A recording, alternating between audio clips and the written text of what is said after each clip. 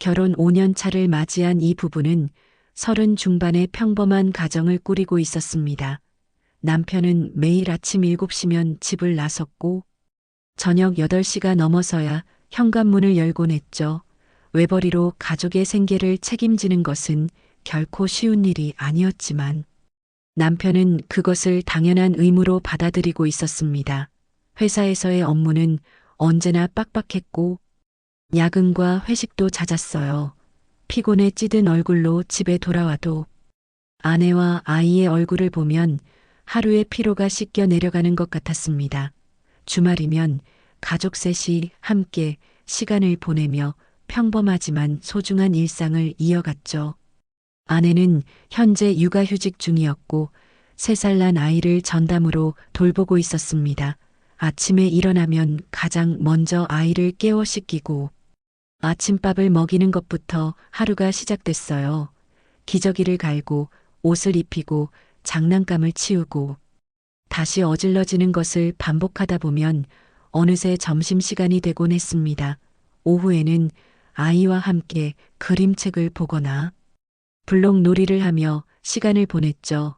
저녁이 되면 남편이 퇴근하기 전에 저녁 준비를 해야 했고 남편이 돌아오면 함께 식사를 하고 아이를 목욕시키고 재우는 것이 일과였습니다. 육아라는 것이 얼마나 고되고 반복적인 일인지 아내는 매일같이 느끼고 있었어요. 겉으로 보기엔 이 가정에는 별다른 문제가 없어 보였습니다. 부부 사이에 큰 다툼이 있는 것도 아니었고 경제적으로 특별히 어려운 상황도 아니었죠.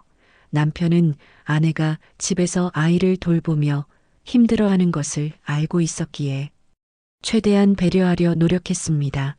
주말엔 아이를 데리고 나가 아내에게 휴식 시간을 주기도 했고 가끔은 외식을 하며 아내의 수고를 덜어주려 했어요. 아내 역시 남편이 회사에서 받는 스트레스를 이해하고 있었고 집에서만큼은 편안하게 쉴 수 있도록 신경 썼습니다. 서로에 대한 신뢰는 여전히 견고해 보였고 이 가정이 흔들릴 거라곤 누구도 예상하지 못했죠. 그런데 변화는 아이가 어린이집에 다니기 시작하면서부터 조금씩 생겨났습니다. 새 돌이 지난 아이는 이제 또래 친구들과 어울릴 나이가 됐고 사회성 발달을 위해 어린이집 등원을 시작했어요. 매일 아침 9시면 아이는 어린이집으로 향했고 오후 4시에 하원하는 일정이 반복됐습니다. 아이가 어린이집에 가기 시작하면서 아내에게는 예상보다 많은 혼자만의 시간이 생겼죠. 아침 9시부터 오후 4시까지 무려 7시간이라는 시간이 온전히 아내의 것이 된 겁니다. 처음에는 그 시간 동안 밀린 집안일을 하거나 쉬면서 보냈지만 점차 그것만으로는 채워지지 않는 공허함이 찾아왔어요. 아내는 하루 종일 아이와만 있다가 갑자기 혼자만의 시간이 생기자 묘한 감정을 느꼈습니다. 자유로움과 동시에 외로움이 밀려왔죠. 집안일을 해도 1~2시간이면 끝났고 나머지 시간을 혼자 집에서 보내기엔 너무 길었습니다. 성인과의 대화가 그리워졌고 육아와 가사 노동에서 벗어난 본인만의 시간을 갖고 싶다는 욕구가 커져갔어요. 남편은 여전히 회사에서 바쁜 일정을 보내고 있었고 아내의 이런 미묘한 심리 변화를 알아차릴 겨를이 없었습니다. 그저 아이가 어린이집에 잘 적응하고 있다는 것에 안도하며 아내도 이제 좀 더 여유로운 시간을 가질 수 있게 됐다고만 생각했죠. 그렇게 아내는 등원 후 남는 시간을 어떻게 보낼지 고민하기 시작했습니다. 집 근처를 산책하기도 하고 마트에 들러 장을 보기도 했지만 매일 그렇게만 보내기엔 공허함이 채워지지 않았어요.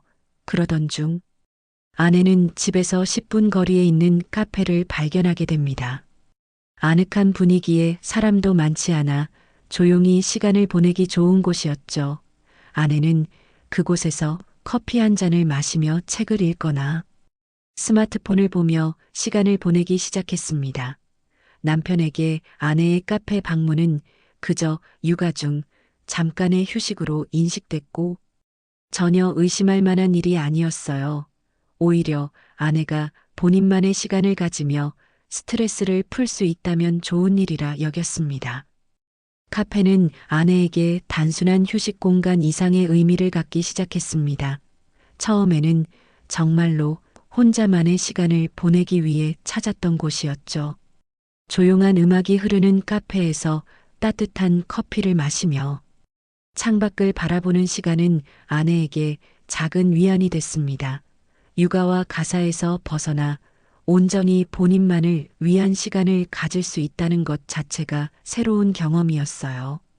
그렇게 며칠을 혼자 카페에서 시간을 보내던 아내는 어느 날 우연히 한 남자와 눈이 마주치게 됩니다. 카페 한쪽 구석에 앉아 노트북으로 작업을 하고 있던 남자는 아내와 비슷한 나이대로 보였고 깔끔한 인상이었죠. 서로 가볍게 미소를 주고받는 것으로 첫 만남은 시작됐습니다. 다음 날도 아내는 같은 시간에 카페를 찾았고 그 남자 역시 같은 자리에 앉아 있었습니다. 이틀 연속 같은 카페에서 마주치자 어색한 인사가 오갔고 자연스럽게 대화가 시작됐어요. 남자는 인근 지역에서 근무하는 회사원이라고 소개했습니다. 영업직이라 외근이 작고 평일 낮 시간대에는 비교적 자유로운 일정을 가지고 있다고 했죠. 아내는 본인이 육아휴직 중이며 아이 등원 후 잠깐 시간을 내어 카페에 온다고 말했습니다.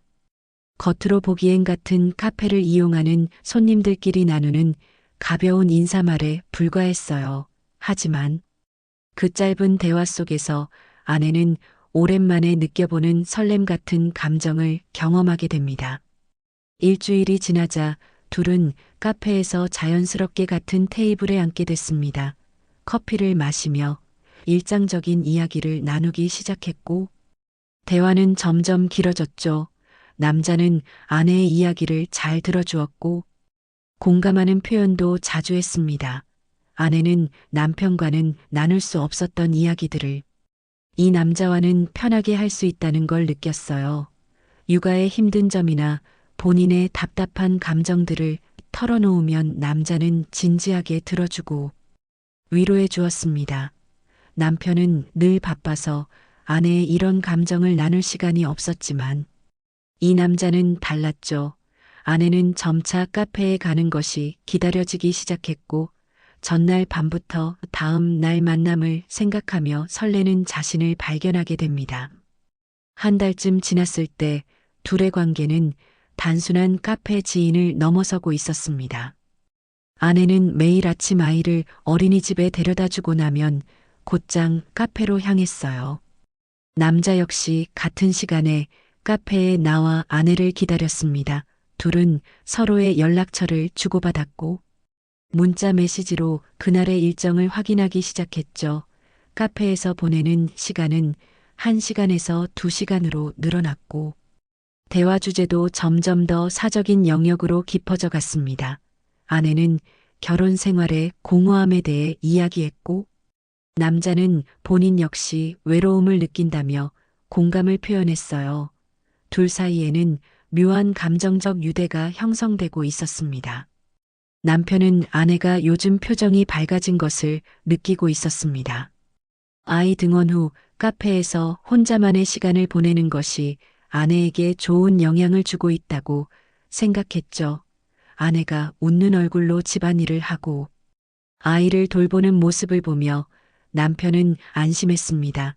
카페 이용을 위한 소액의 지출도 아내의 재충전을 위한 필요한 비용이라 여겼어요. 아내가 행복해 보이니 그것으로 충분했고 그 행복의 이유가 카페에서 만나는 다른 남자 때문이라는 건 상상조차 하지 못했습니다. 남편은 여전히 회사 일에 집중하며 바쁜 나날을 보냈고 아내는 그런 남편의 무관심 속에서 점점 더 깊은 관계로 빠져들고 있었죠.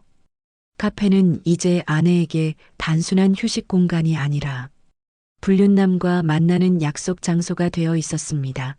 아이를 등원시킨 후 9시 30분이면 카페에 도착했고 남자는 언제나 그곳에서 아내를 기다리고 있었어요.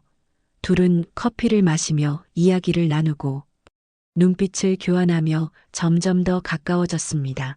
아내는 이 만남이 잘못된 것임을 알고 있었지만 멈출 수가 없었죠.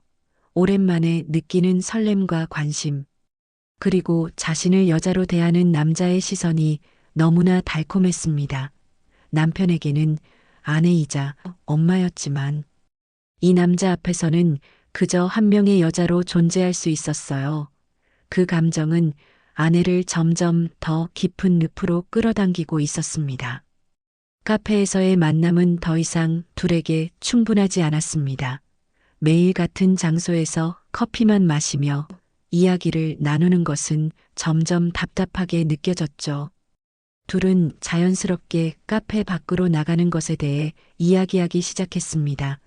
남자가 먼저 점심을 함께 하자고 제안했고, 아내는 잠시 망설였지만 결국 고개를 끄덕였어요. 아이는 어린이집에서 점심을 먹으니 집에 돌아가서 혼자 식사를 할 필요가 없었습니다. 오후 4시 하원 시간만 맞추면 되니까 점심시간 정도는 충분히 함께 보낼 수 있었죠.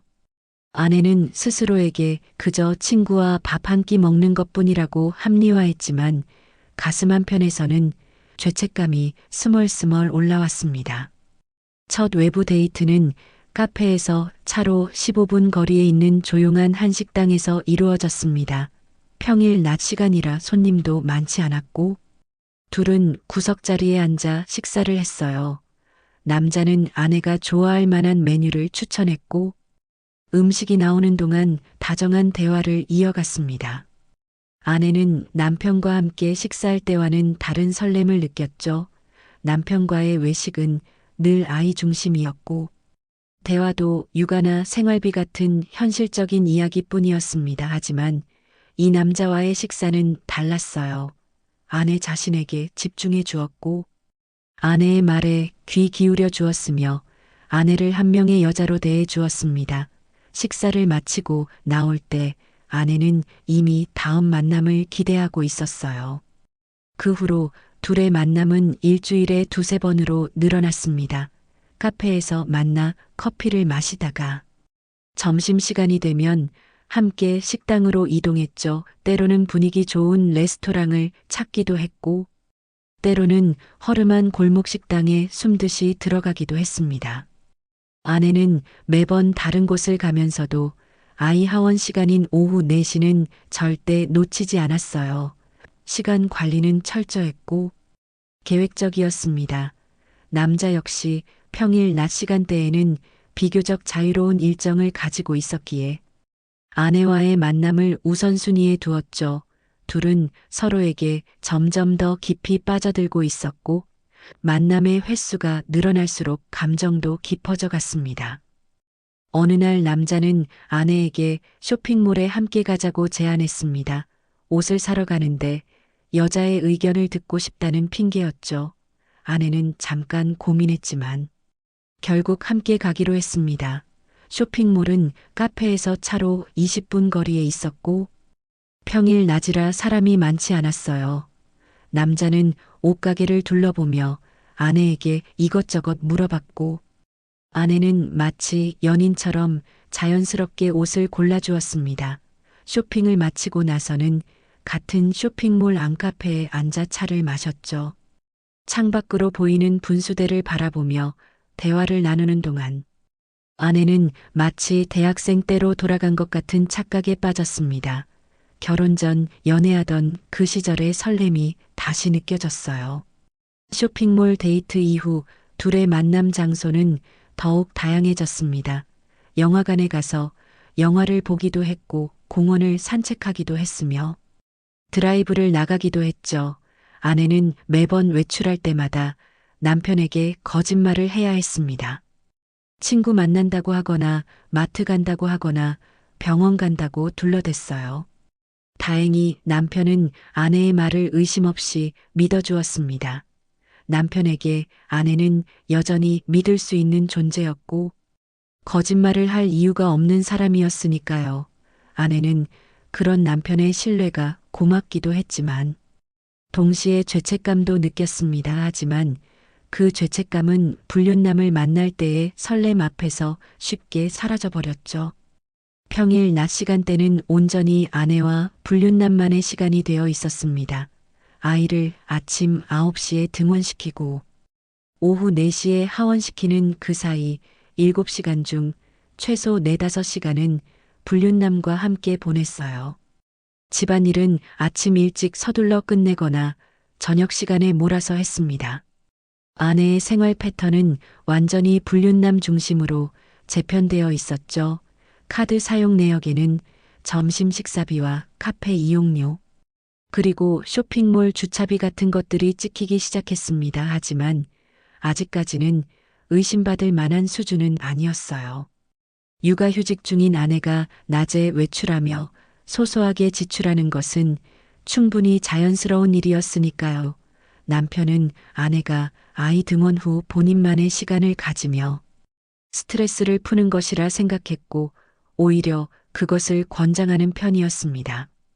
둘의 관계는 감정적 교류를 넘어 신체적 접촉으로 이어지기 시작했습니다. 처음에는 카페에서 손을 잡는 것으로 시작됐죠. 테이블 위에서 자연스럽게 손이 닿았고 남자는 아내의 손을 부드럽게 잡았습니다. 아내는 그 손길을 뿌리치지 않았어요. 오히려 그 따뜻함이 좋았고 오랜만에 느끼는 스킨십에 가슴이 뛰었습니다. 쇼핑몰에서는 어깨동무를 하기도 했고 영화관에서는 팔짱을 끼기도 했죠. 둘 사이의 물리적 거리는 점점 가까워지고 있었고 이제 단순한 친구 관계라고 말하기엔 이미 선을 넘은 상태였습니다. 아내는 이 모든 것이 잘못된 일임을 알고 있었지만 멈출 수가 없었어요. 어느 날 비가 오는 오후였습니다. 둘은 평소처럼 점심을 먹고 카페에 앉아 있었는데 밖에 비가 내리기 시작했죠.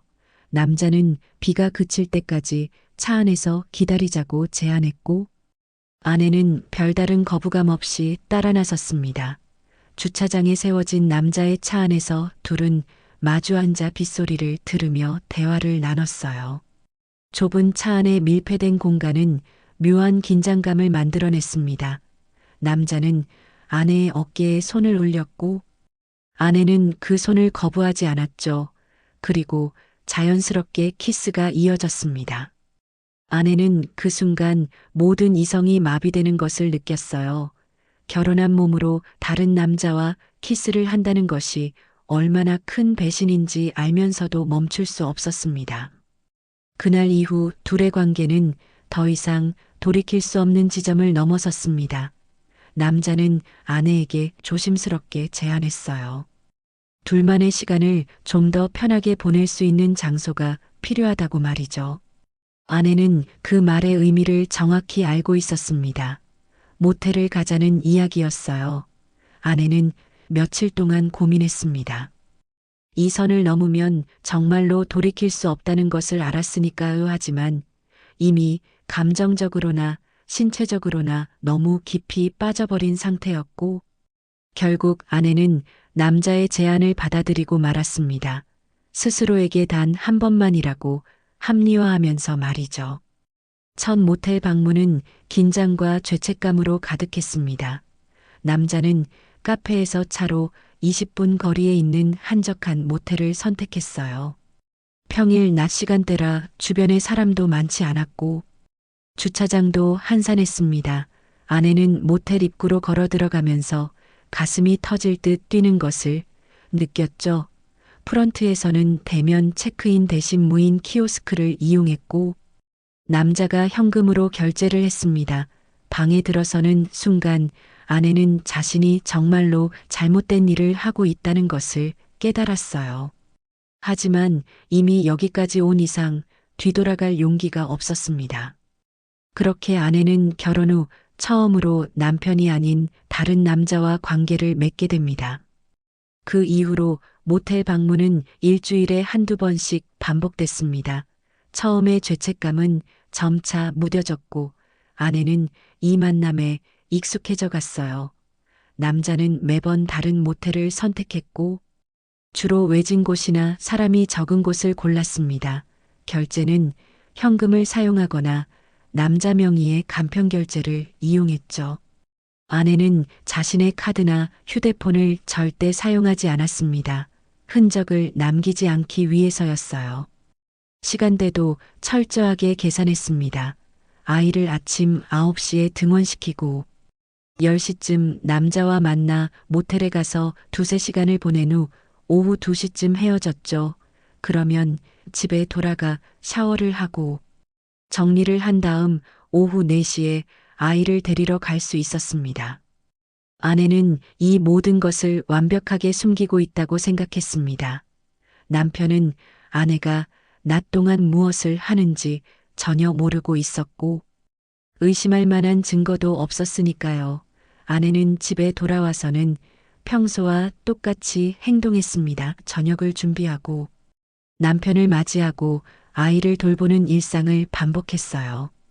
남편 앞에서는 아무 일도 없었던 것처럼 웃으며 대화를 나눴죠.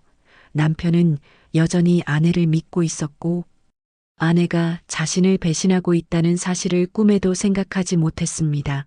아내는 그런 남편을 보며 가끔 죄책감을 느끼기도 했지만 불륜남과 함께 있을 때의 설렘과 만족감이 그 죄책감을 압도했어요. 아내는 점점 더 대담해지고 있었습니다. 지금까지 한 번도 들키지 않았다는 경험이 자신감으로 이어졌죠. 철저한 시간 관리와 흔적 지우기 덕분에 이 관계는 절대 발각되지 않을 것이라 확신하게 됩니다. 남편은 늘 회사 일로 바빴고 아내의 낮 시간에는 전혀 관심이 없었어요. 아이는 어린이집에 있으니 알 리 없었고 주변 사람들도 아내의 비밀을 알 방법이 없었습니다. 아내는 이 이중 생활을 완벽하게 유지할 수 있다고 믿으며 불륜 관계를 지속해 나갔습니다. 남편은 평소와 다름없이 회사 생활을 이어가고 있었습니다. 매일 아침 일찍 출근해서 저녁 늦게 퇴근하는 일상은 변함이 없었죠. 그런데 어느 날 우연히 가계부를 정리하던 중 미묘한 이상함을 느끼게 됩니다. 생활비 지출이 예전보다 조금씩 늘어나고 있었어요. 큰 금액은 아니었지만 매달 10만 원에서 20만 원 정도씩 더 나가고 있었습니다. 처음에는 물가가 오른 탓이라고 생각했죠.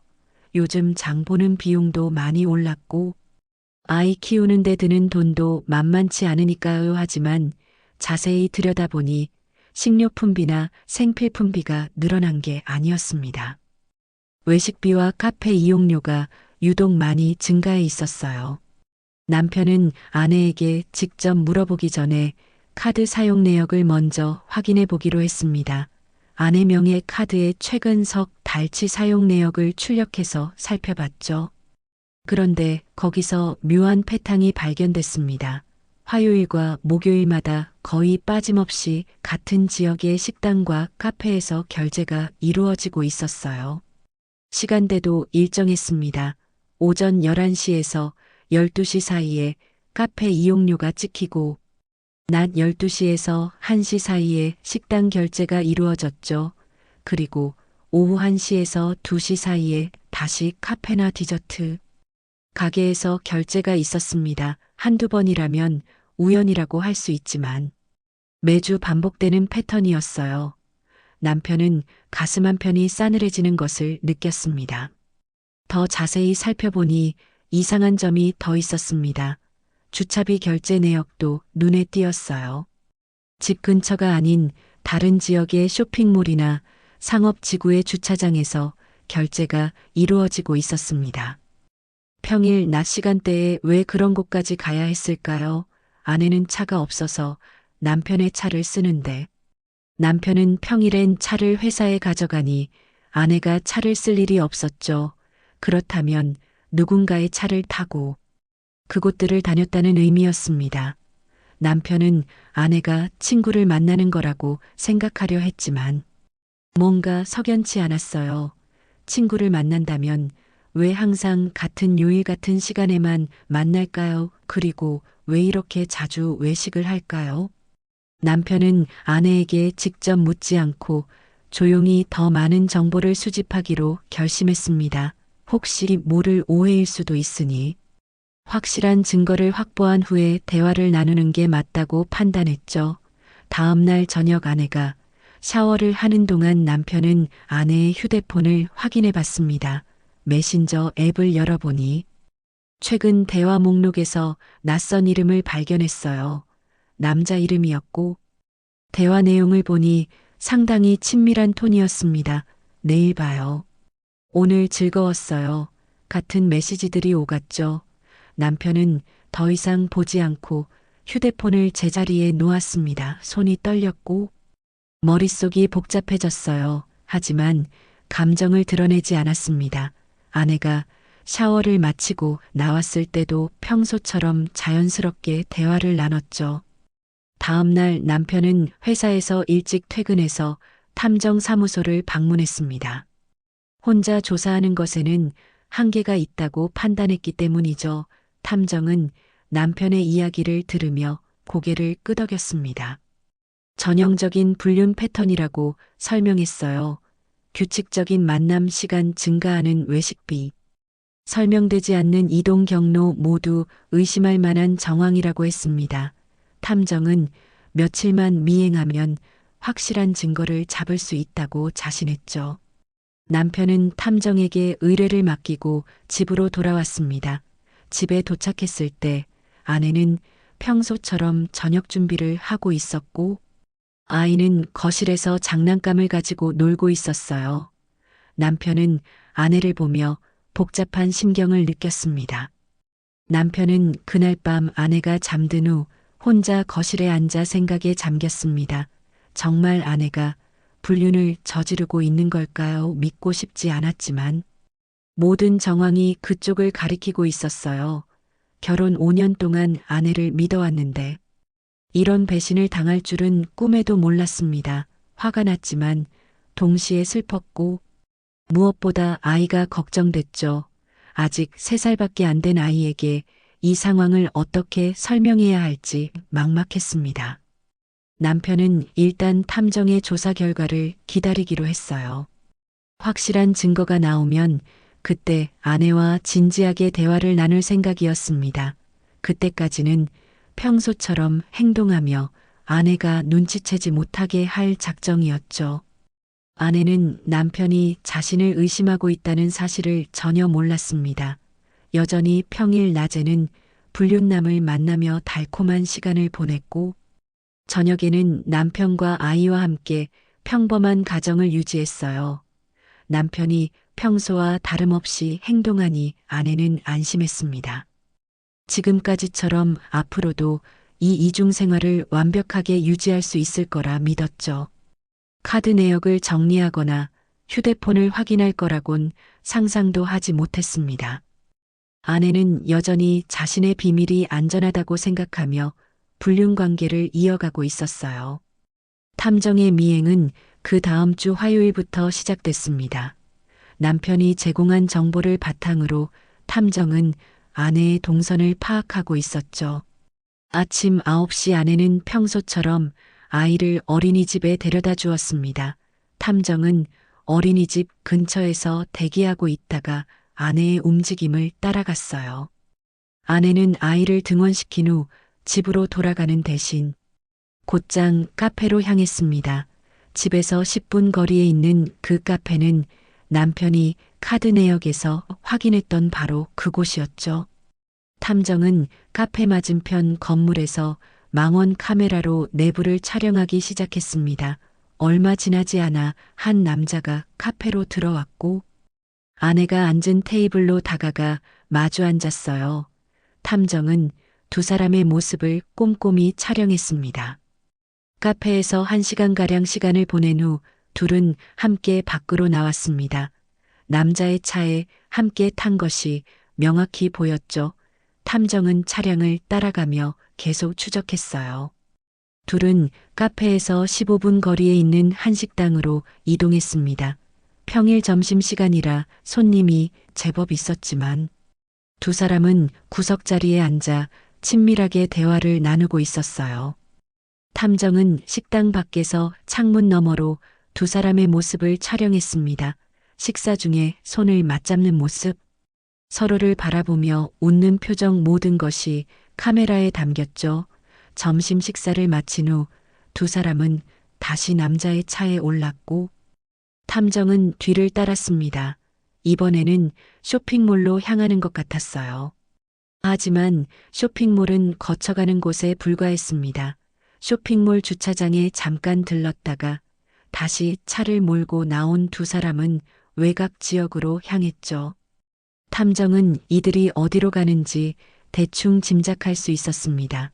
과연 차는 한적한 도로변에 위치한 모텔 앞에 멈춰 섰어요. 두 사람은 주변을 살피며 조심스럽게 모텔 안으로 들어갔습니다. 탐정은 모텔 입구로 들어가는 두 사람의 뒷모습을 선명하게 촬영했죠. 시간은 오후 1시 30분이었습니다. 탐정은 모텔 근처에서 대기하며 두 사람이 나오기를 기다렸어요.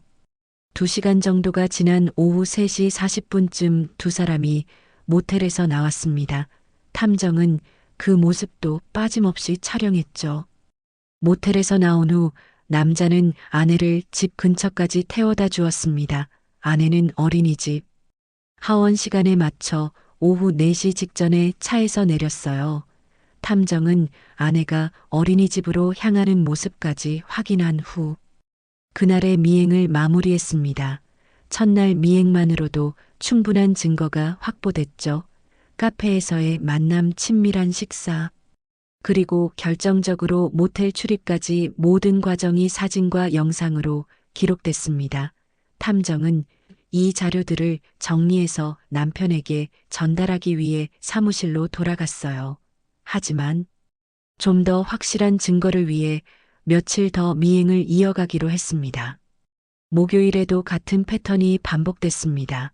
아내는 아이를 등원시킨 후 카페로 갔고 남자를 만났죠. 이번에는 카페에서 나온 후 바로 모텔로 향했습니다. 식사는 건너뛰고 곧장 모텔로 간 것이었어요. 탐정은 이번에도 모든 과정을 빠짐없이 촬영했습니다. 특히 모텔 입구에서 두 사람이 함께 걸어 들어가는 장면은 여러 각도에서 찍었죠. 결정적 증거였으니까요. 모텔에서 나올 때는 남자가 아내의 허리에 손을 두르고 있는 모습도 포착됐습니다. 탐정은 일주일간의 미행을 마치고 모든 자료를 남편에게 전달했어요. 사진은 100여 장이 넘었고 동영상도 여러 개 확보됐습니다. 남편은 탐정 사무소에서 그 자료들을 받아보며 침묵했습니다. 사진 속 아내의 모습은 낯설었죠. 다른 남자와 손을 잡고 웃으며 모텔로 들어가는 아내는 남편이 알던 그 사람이 아니었습니다. 남편은 가슴이 무너져 내리는 것을 느꼈어요. 의심은 했지만 막상 증거를 눈으로 확인하니 충격이 더 컸습니다. 탐정은 이 정도면 법적으로도 충분한 증거가 된다고 설명했죠. 이혼 소송과 상간남 소송 모두 가능하다고 했습니다. 남편은 자료를 받아들고 사무소를 나섰어요. 차 안에 앉아 한참을 멍하니 있다가 집으로 향했습니다. 집에 도착하니 아내는 저녁 준비를 하고 있었고 아이는 거실에서 놀고 있었습니다. 평소와 다를 바 없는 평화로운 저녁 풍경이었죠. 하지만 남편의 눈에는 그 모든 것이 거짓으로 보였습니다. 아내는 남편을 보며 환하게 웃으며 인사했어요. 오늘 회사 일은 어땠냐고 물으며 자연스럽게 대화를 시작했습니다. 남편은 아무렇지 않은 척 대답했지만 속으로는 분노와 배신감이 끓어오르고 있었죠. 저녁을 먹는 내내 남편은 아내를 관찰했습니다. 이렇게 태연하게 거짓말을 할 수 있다는 게 믿기지 않았어요. 아내는 여전히 모든 것이 들통났다는 사실을 전혀 모르고 있었습니다. 남편은 며칠 동안 고민했습니다. 탐정에게서 받은 증거 자료들을 책상 서랍 깊숙이 넣어두고 평소처럼 생활했죠. 아내와 대화를 나누고 아이와 놀아주며 겉으로는 아무 일도 없는 듯 행동했습니다. 하지만 마음속으로는 어떻게 이 문제를 해결해야 할지 끊임없이 생각하고 있었어요. 감정적으로 대응하기보다는 냉정하게 법적 절차를 밟는 것이 옳다고 판단했습니다. 특히 아이의 양육권을 확보하기 위해서는 확실한 증거와 치밀한 준비가 필요했죠. 남편은 먼저 변호사를 찾아가 상담을 받기로 했습니다. 가정법률 전문 변호사 사무실을 예약하고 퇴근 후 방문했어요. 변호사는 남편이 준비해 온 증거 자료들을 꼼꼼히 검토했습니다. 카드 사용 내역, 통화 기록, 탐정이 촬영한 사진과 동영상까지 모든 것을 살펴봤죠. 변호사는 고개를 끄덕이며 이 정도면 충분히 승소 가능한 사건이라고 설명했습니다. 카페에서의 만남부터 모텔 출입까지 명백한 불륜 증거가 확보됐으니 이혼 소송에서 유리한 위치를 점할 수 있다고 했어요. 또한 불륜 상대 남성을 상대로 상간남 소송도 동시에 진행할 수 있다고 조언했습니다. 배우자 있는 사람과 부적절한 관계를 맺은 것에 대한 민사상 책임을 물을 수 있다는 거였죠. 남편은 변호사의 말을 듣고 두 가지 소송을 모두 진행하기로 결심했습니다. 변호사는 먼저 아내와 직접 대면해서 이혼 의사를 밝히고 협의 이혼을 시도해 보라고 조언했습니다. 협의가 되지 않으면 그때 재판 이혼으로 가면 되니까요. 남편은 변호사 사무실을 나와 집으로 돌아가는 차 안에서 어떻게 아내와 이야기를 시작할지 머릿속으로 시뮬레이션을 해봤어요. 감정을 드러내지 않고 냉정하게 사실만 전달하기로 마음먹었습니다. 아이가 자고 난 후 아내와 단둘이 대화를 나누기로 계획했죠. 집에 도착했을 때 아내는 평소처럼 밝은 표정으로 남편을 맞이했습니다. 남편은 그 얼굴을 보며 복잡한 감정이 교차했지만 내색하지 않았어요. 그날 밤 아이를 재운 후 남편은 거실로 나왔습니다. 아내는 설거지를 마치고 소파에 앉아 텔레비전을 보고 있었죠. 남편은 아내 옆에 앉으며 이야기 좀 하자고 말했습니다. 아내는 무슨 일인지 궁금하다는 표정으로 남편을 바라봤어요. 남편은 서랍에서 봉투 하나를 꺼내 탁자 위에 내려놓았습니다. 그 안에는 탐정이 찍은 사진들과 카드 사용 내역이 들어 있었죠. 아내는 봉투를 보며 이게 뭐냐고 물었습니다. 남편은 직접 열어보라고 말했어요.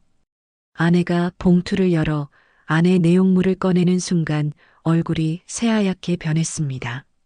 사진 속에는 아내와 낯선 남자가 카페에서 손을 잡고 있는 모습, 식당에서 친밀하게 대화하는 모습, 그리고 모텔로 함께 들어가는 모습이 선명하게 담겨 있었습니다. 아내는 손이 떨리기 시작했고 사진들을 바닥에 떨어뜨렸죠. 남편은 조용하지만 단호한 목소리로 물었습니다. 이게 뭔지 설명해 보라고요. 아내는 말문이 막혔습니다. 변명을 하려 했지만 증거가 너무 명백했어요. 남편은 계속해서 질문했습니다. 언제부터였는지, 그 남자가 누구인지, 왜 이런 짓을 했는지 하나하나 물어봤죠. 아내는 고개를 숙인 채 눈물만 흘렸습니다. 남편은 눈물로 상황을 모면하려 하지 말라고 냉정하게 말했어요. 아내는 떨리는 목소리로 변명을 늘어놓기 시작했습니다. 외로웠다고, 남편이 자신에게 관심이 없었다고, 그저 대화 상대가 필요했을 뿐이라고 말했죠. 처음엔 정말 친구로 만났는데 어쩌다 보니 이렇게 됐다고 했습니다. 남편은 그 모든 변명이 공허하게 들렸어요. 외로움이 불륜의 이유가 될 수는 없었습니다.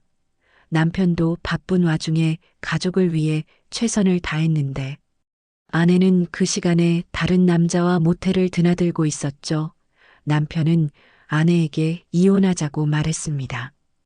더 이상 함께 살 수 없다고 단호하게 선언했어요. 아내는 울면서 용서해 달라고 빌었지만 남편의 마음은 이미 굳어 있었습니다. 남편은 이혼 소송과 함께 상간남 소송도 진행할 것이라고 통보했습니다. 아내뿐만 아니라 불륜 상대 남자도 법적 책임을 져야 한다고 말했죠. 아내는 그러지 말아달라고 애원했지만 남편은 들은 척도 하지 않았습니다. 이미 변호사와 상담도 마쳤고 소송 준비도 시작했다고 말했어요. 아내는 그제야 상황의 심각성을 깨달았습니다. 남편이 이미 모든 것을 계획하고 있었고 되돌릴 수 없는 지점까지 와 있다는 것을 알게 됐죠. 남편은 당장 내일부터 별거를 시작할 것이며 아내가 집을 나가든지 자신이 나가든지 선택하라고 했습니다. 아이는 당연히 남편이 키울 것이라고 덧붙였어요. 남편은 다음날 바로 변호사 사무실을 통해 이혼 소송과 상간남 소송을 동시에 제기했습니다.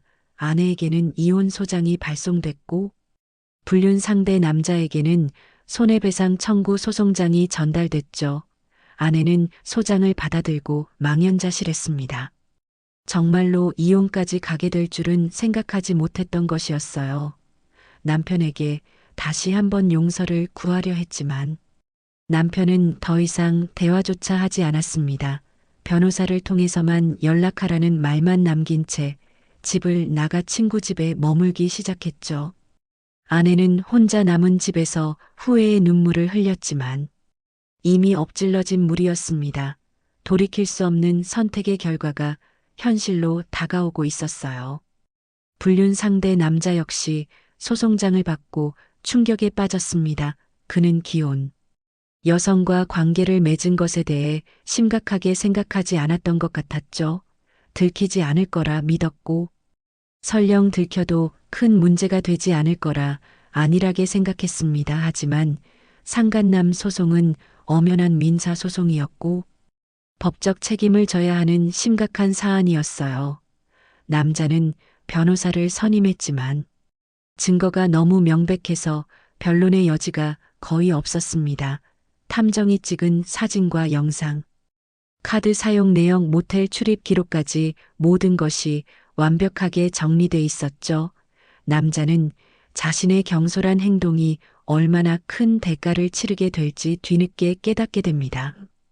재판이 진행되는 동안 아내의 이중 생활은 낱낱이 드러났습니다. 법정에서 제출된 증거들은 아내가 얼마나 치밀하게 불륜 관계를 유지해 왔는지 보여줬죠. 매주 정해진 요일에 만남을 가졌고 아이의 등원 시간과 하원 시간을 철저히 계산하며 시간을 관리했습니다. 카페에서 시작된 만남이 외부 데이트로 이어졌고 결국 모텔 출입으로 발전한 과정이 시간 순서대로 정리됐어요. 아내는 법정에서 모든 사실을 인정할 수밖에 없었습니다. 증거가 너무 확실했고 부인할 방법이 없었죠. 판사는 아내의 불륜 행위가 명백하며 이는 이혼 사유에 해당한다고 판단했습니다. 양육권 문제도 다뤄졌습니다. 남편은 아이의 안정적인 양육 환경을 위해 본인이 양육권을 가져야 한다고 주장했어요.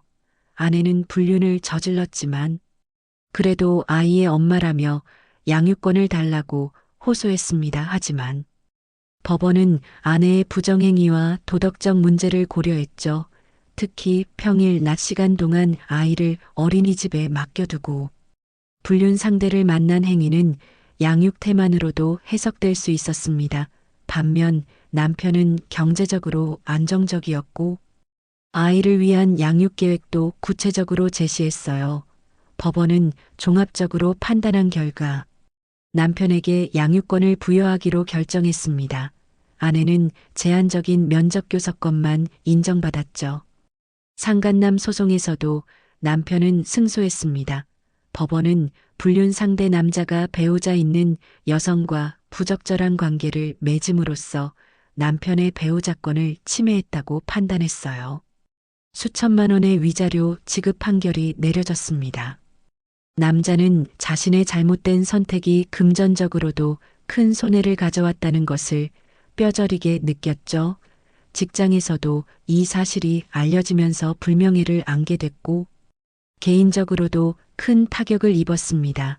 한때의 쾌락을 위해 치른 대가는 상상했던 것보다 훨씬 컸어요. 남자는 판결문을 받아들고 후회했지만 이미 돌이킬 수 없는 상황이었습니다. 이혼 판결도 최종적으로 확정됐습니다. 5년간의 결혼 생활은 법적으로 완전히 끝이 났죠. 아내는 위자료를 남편에게 지급해야 했고, 양육비도 매달 부담해야 했습니다. 집은 남편의 명의였기에 아내는 짐을 싸서 나가야 했어요. 아내는 자신이 선택한 행동의 결과를 오롯이 감당해야 했습니다. 남편과 아이를 모두 잃었고, 경제적으로도 어려움을 겪게 됐죠. 무엇보다 아이를 매일 볼 수 없다는 것이 가장 큰 고통이었습니다. 한 달에 2번 정해진 날짜에만 아이를 만날 수 있는 처지가 된 것이었어요. 아내는 그제야 자신이 얼마나 소중한 것들을 가지고 있었는지 깨달았지만 이미 모든 것을 잃은 후였습니다. 남편은 아이와 함께 새로운 삶을 시작했습니다. 회사 일과 육아를 병행하기 위해 육아 도우미를 고용했고, 주말엔 친정 부모님의 도움도 받았죠. 아이는 처음에는 엄마를 찾았지만 점차 새로운 환경에 적응해 갔습니다. 남편은 아이가 정서적으로 안정될 수 있도록 최선을 다했어요. 아이에게 엄마에 대해 나쁘게 말하지 않았고, 면접 교섭 때는 아이가 편하게 엄마를 만날 수 있도록 배려했습니다. 하지만 양육의 중심은 확실히 남편이었고, 아이도 그것을 자연스럽게 받아들였죠. 남편은 힘들었지만 아이를 위해 버텨냈습니다. 배신의 상처는 컸지만 아이의 웃는 얼굴이 남편에게 힘이 됐어요. 등원 후 잠깐 들렀던 카페에서 시작된 비밀은 결국 한 가정을 완전히 무너뜨리는 결과로 끝났습니다. 아내는 순간의 설렘과 외로움을 이기지 못하고 불륜이라는 돌이킬 수 없는 선택을 했죠. 그 선택은 남편과의 신뢰를 깨뜨렸고 아이와의 일상을 빼앗았으며 본인의 삶까지 파괴했습니다. 불륜. 상대 남자 역시 법적 책임과 사회적 불명예라는 대가를 치러야 했어요. 남편은 아픔을 안고 살아가야 했지만 최소한 아이를 지켰고 정의를 실현했습니다. 이 이야기는 한순간의 잘못된 선택이 얼마나 많은 것을 앗아갈 수 있는지, 그리고 가정이라는 울타리가 얼마나 소중한지를 보여주는 교훈을 남겼습니다.